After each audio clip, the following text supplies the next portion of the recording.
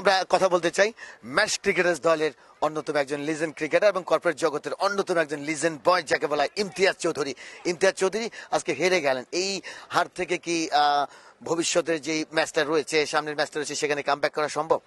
To be honest, they played tremendously well. Dhaka Indians is one of the we should say one of the biggest team in the corporate arena.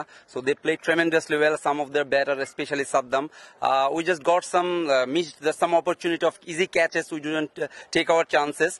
Especially our fielders also, there's some loose effort.